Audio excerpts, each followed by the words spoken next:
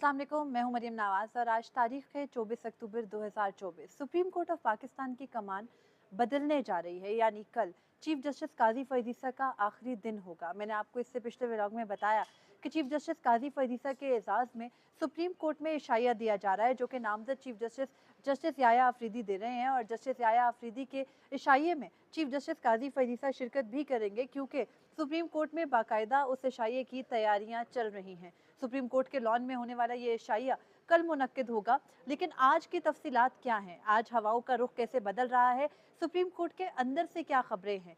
Government किस किस्म की वजाहतें जारी कर रही है, और उसके अलावा इस्लामाबाद हाई कोर्ट में आज दिन भर होने वाली कार्रवाई कैसे हवाओं के बदलते हुए रुख की जानिब इशारा करती है, इससे मुतालिक इस व्लॉग में बात करेंगे। सबसे पहले ये कि इमरान खान की अहलिया बुशरा बीबी की रिहाई गुज़िश्ता रोज़ इस्लामाबाद के ऑर्डर के तहत हो जानी चाहिए थी, लेकिन रोपकार इशू नहीं हो सका मातहत अदलिया से, और आज फिर वो पेपर वर्क मुकम्मल हुआ और बुशरा बीबी की रिहाई हो गई और वो बनी गाला इमरान खान की रिहाइशगाह पर यानी अपनी रिहाइशगाह पर शिफ्ट हो गई।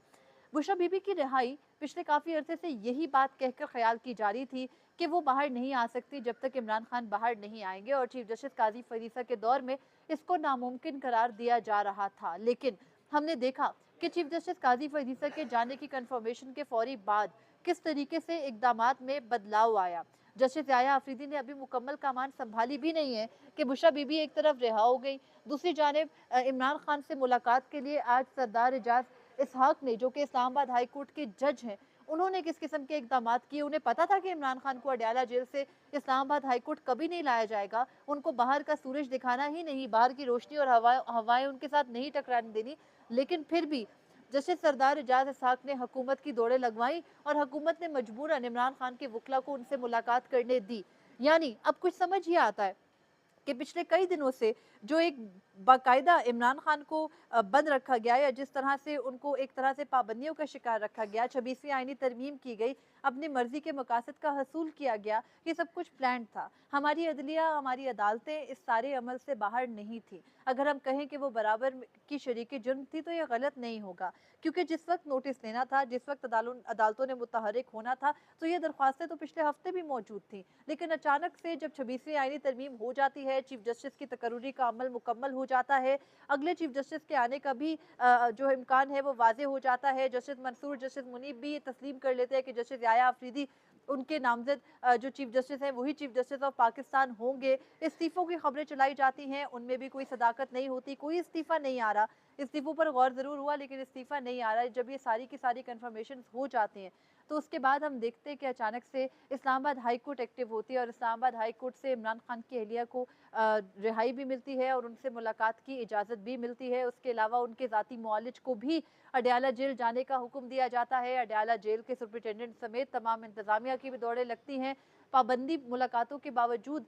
जो इमरान खान से मुलाकात है वो इस वक्त उनके वकला की जारी है, उनको इजाज़त भी दी जाती है। आज प्रॉबेबली उनका एक पैगाम भी सामने आएगा और फिर मुल्क वापस से जो पिछली आईनी तरमीम से लेकर अब तक की आईनी तरमीम, यानी 15 सितंबर या आप कह सकते हैं कि 3 अक्टूबर से लेकर आईनी तरमीम होती है 21 अक्टूबर तक, तो ये जो बीच के 18 दिन थे, इनमें जो कुछ हुआ उसमें तमाम इदारे ऑन बोर्ड थे, सबको खौफ से चुप करा दिया गया था। और फिर जब अदलिया पर बाकायदा फौजी इस्टेब्लिशमेंट की एक जो कमान है वो हो गई, तो उसके बाद तमाम तर जो रास्ते हैं वो खोल दिए गए। अब से कुछ दिन पहले वजारत कानून व इंसाफ ने भी अखबारात में छपने वाली खबरें और उसके अलावा जो सोशल मीडिया पर होने वाली बातें हैं कि किस तरीके से आईनी बेंचेस का क़याम होगा, क्योंकि सुप्रीम कोर्ट ऑफ पाकिस्तान में भी जो ये 26वीं आईनी तरमीम है इसको चैलेंज करने की 2 दरख्वास्तें आ चुकी, तो इस पर बाकायदा एक वजाहत जारी की है वजारत कानून व इंसाफ ने। अपनी जारी वजाहत में उन्होंने ये कहा है कि 26वीं आईनी तरमीम वाज़ेह है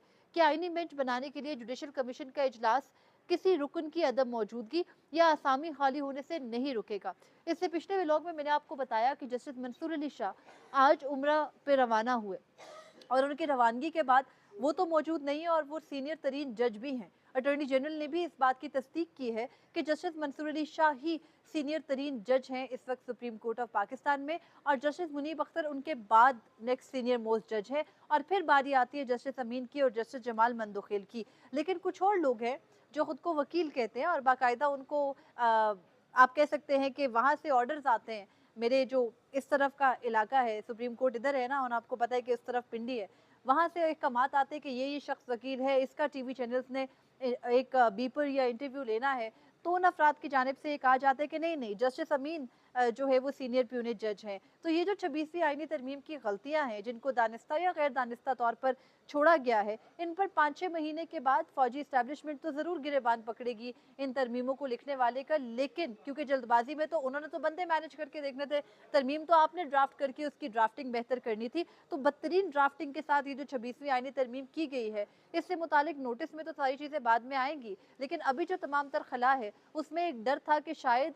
जो आईनी अदालत आईनी बेंच बनाना है वो नहीं हो सकेगा, क्योंकि जुडिशल कमीशन का क़याम मुकम्मल नहीं है। लेकिन इस ज़िमन में वज़ारत कानून व इंसाफ ने एक प्रेस रिलीज़ जारी की है, जिसमें उन्होंने ये कहा है कि अगर कोई मौजूद नहीं है, जैसे जस्टिस मंसूर अली शाह नहीं है, या जो सीनियर मोस्ट जज है जो कि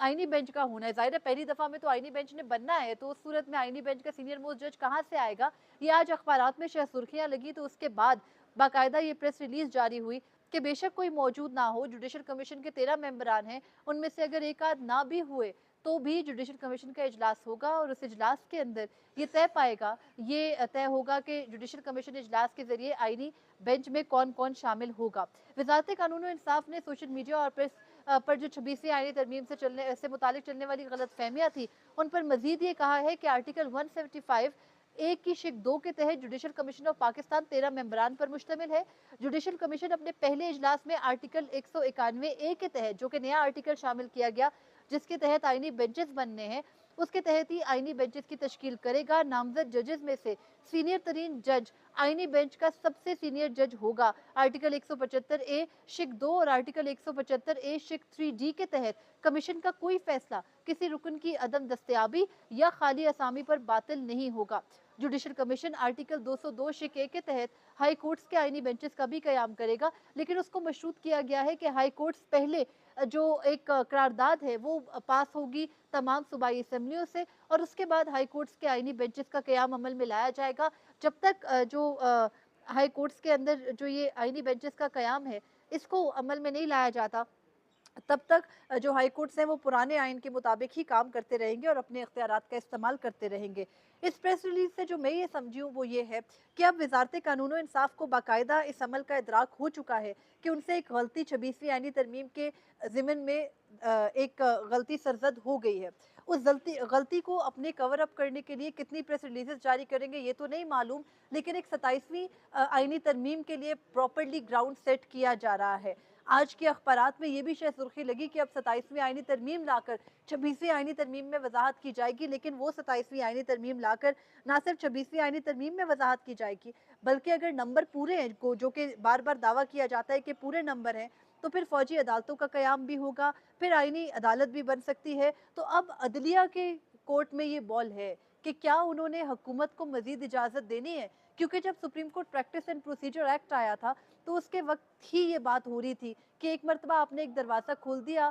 तो मुस्तकबिल में भी आप नहीं रोक सकते पार्लियामेंट को अदलिया पर चढ़ाई करने से। अदलिया के अंदर वो कौन सी खामियां थी या वो कौन से दुख थे जो उन्होंने इस वक्त की पार्लियामेंट को दिए, ये सवाल करते हैं सीनियर वकला, कि जिसकी वजह से ये तमाम तर जो है वो लाया गया फ़र्क। असल फ़र्क तो लाना था या असल मुदाखलत तो आपने रोकनी थी इदारों की, यानी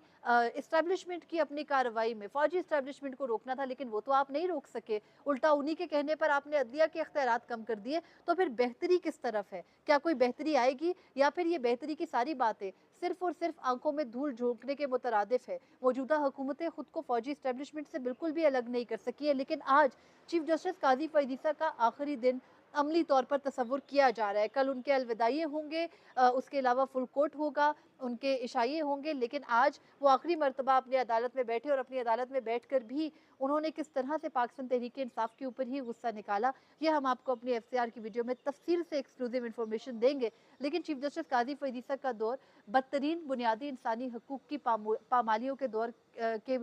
तौर पर याद रखा जाएगा। हम देखते हैं कि आइंदा आने वाले दिनों में नए चीफ जस्टिस जो चैलेंज उनको दरपेश है, जो जस्टिस मंसूर अली शाह 1 नवंबर अपनी वापसी तक एक उनको अल्टीमेटम या टाइम पीरियड देकर गए हैं कि आप अपने सुप्रीम कोर्ट के अंदर के हालात ठीक कर लीजिए हजूर, वरना आपके साथ नहीं चल पाएंगे हम। वो देखते हैं कि जस्टिस याया अफरीदी इस चैलेंज को किस तरह देखते हैं, क्योंकि जस्टिस याया अफरीदी को इंटरनली और एक्सटर्नली बहुत बदतरीन चैलेंजेस का सामना होगा। अब तक के लिए इतना ही था, मुझे इजाज़त दीजिए। अल्लाह हाफ़िज़।